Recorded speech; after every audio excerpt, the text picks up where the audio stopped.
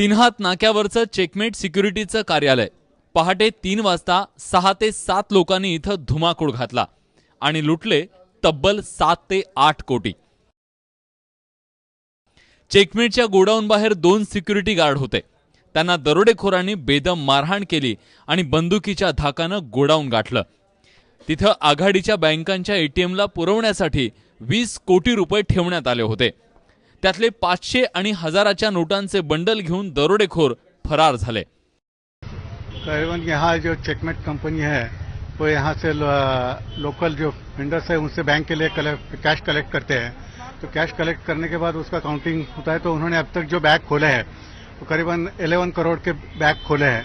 तो उसमें से कुछ पैसा लेके चले गए हैं और कुछ बाकी है। तो उसका काउंटिंग करने के बाद ही एग्जैक्ट फिगर मालूम पड़ेगी कितना पैसा गया है। करीबन 8-9 करोड़ के आसपास की अमाउंट चोरी हो गई है। चेकमेटच्या तीनहात नाक्याच्या कार्यालयात काल रात्री 17 जण रात्रपाळीत काम करत होते। पैसे मोजायचे आणि त्याचं रेकॉर्ड ठेवायचं, पैसे गाड्यांमध्ये भरून पाठवण्याचं काम इथं चालत होतं। लेकिन इतना बड़ा कलेक्शन सेंटर यहाँ पे चल रहा था, ये कंपनी यहाँ पे कलेक्शन कर रही थी पिछले 1.5-2 साल से। इसकी जानकारी पुलिस को नहीं थी, पुलिस स्टेशन को नहीं दी गई थी। हम बार बार सभी लोगों से पूछते थे ऐसा कहीं भी कलेक्शन सेंटर होता है तो पुलिस से जानकारी दीजिए। पुलिस वाले अपने चेकिंग वगैरह करते सकते थे यहाँ पे, और जो सिक्योरिटी फीचर्स भी यहाँ कंपनी ने इंस्टॉल किए थे बहुत ही खराब थे।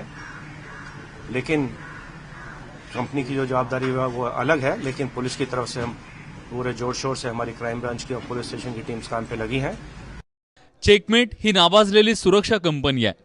विक्रम माहुरकर त्याचे प्रमुख आहेत।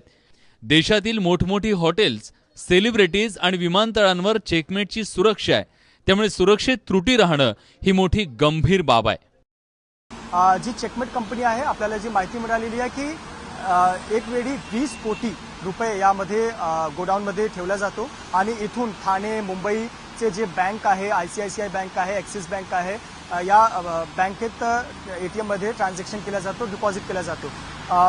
पण सध्या जे 7 ते 8 आहे ते आपल्यासोबत कोटी रुपये घेऊन गेले। पोलिसांचं म्हणणं आहे की 7 ते 8 कोटी आहे, पण जे गोडाऊनमध्ये काम करणारे कर्मचारी आहेत त्यांचं म्हणणं आहे की 10 ते 14 कोटीपर्यंत हा आकडा होऊ शकतो।